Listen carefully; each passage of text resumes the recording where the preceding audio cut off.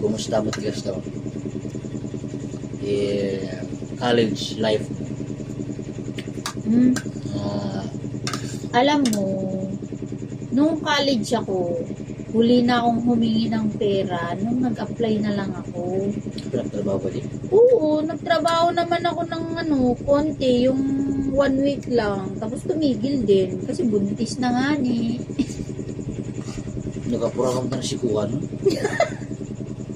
Kasi yun talaga yung yung sabi ko, kailangan makatapos ako ng college bago mabinyagan.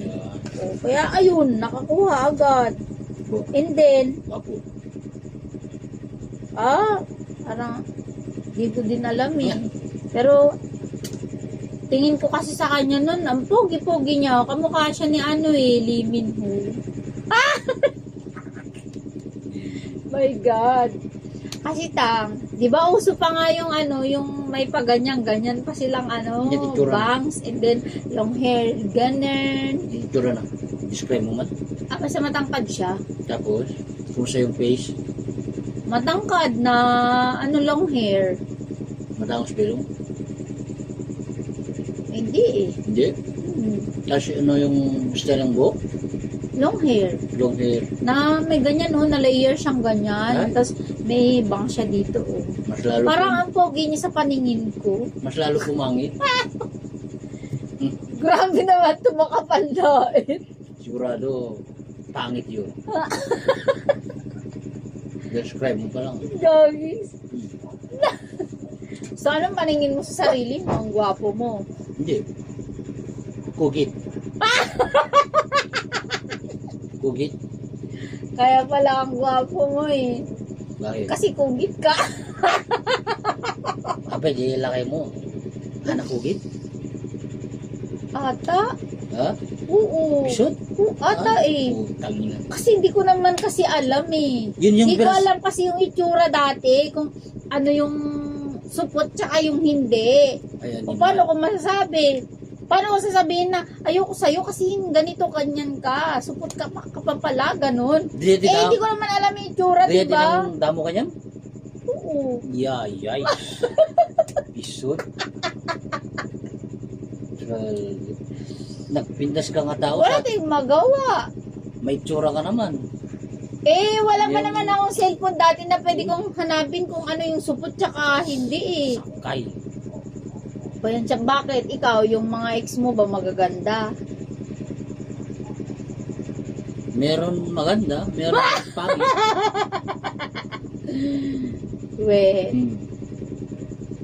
Puro puro mga circle ang face doon. Hindi. Tapos mongoloy. Nga. Meron din pangit. Pero malaki naman ang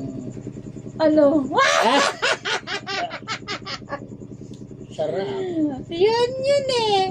Sarap. Bakit yung akin? May tsura kasi. Malaki. Kaso nga lang, supot. Malaki. Hindi din. Yay. Sakto lang. Guma. Yung muna kanyam. Piso. Sakay. Agagigs. Pero at least matangkad. Yung bibi mo na natangkat. Pero alam ko na ngayon eh. Pangit. Hindi porket matangkad. Dakal Malaki ang kargada. Hindi. Malaki mata. Hindi. Sige. Sakto lang naman yung laki. Sino sila? Dakal mata daw siya. Siya yun. Dakal mata daw siya. Oo. Dakal. Sige na nga, mas cute ka na nga. Ewan ka, baka huwag pakalit na. Tsaka da. Grabe itong makapanlait. Bakit yung mga ex mo? Yung mga ex mo? Wala. May maputi. May maitim. Sige na nga. Wala. Di na ako lalaban. Ha? Di naman ako maputi. Muri na nga ni. Ikaw yung pinakamata ko sa nilo. Siyempre! Yun yung panalo ko. Hindi. Yung panalo ko. Hindi, yung ibang, sa kong ex, matamos yung nilo. Yan kasi tayo eh, ang daming ex eh. Konti lang. Ewan. Hindi ko nga mabilang eh. Basit lang. Baka narito kayo tang. Ay, sa mga ex. Baka narito kayo yung matangos ang ilong na ex mo. Ay, Hindi natural. talaga? Natural. Bakit din? Natural din naman to. Eh? Oo. Nadayo. Nadayo. Uy, natural to. O, kahit ganon mo pa. Oh. Wala. Dagay ko, dana tangos, dana flat. Ayan kasi tayo, ang dami mong na-taste. Siguro magkakaiba yon. May mapait, may sweet, may maasim. Ano pa ba? Karamihan sweet. Ewan ko na lang. Karamihan sweet. Saan ka ba nagbabase? Ha? Kapag ka nanligaw ka, saan ka ba nagbabase?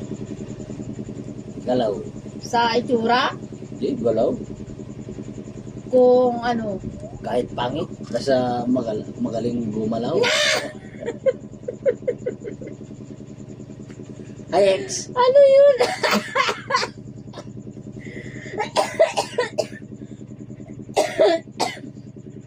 Ano yun? Sa performance?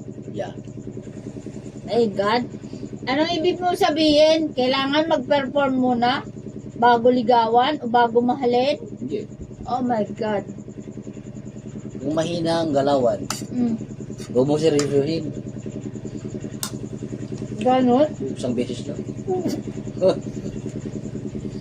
Okay. Tama na. So, ibig mo sabihin,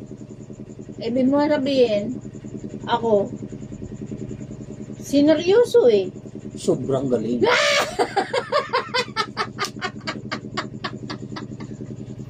Kahit di mo utusan. Sobra-sobra pa nga eh. Maapaw. Abot hanggang langit. Dahil lumampas na sa bubong.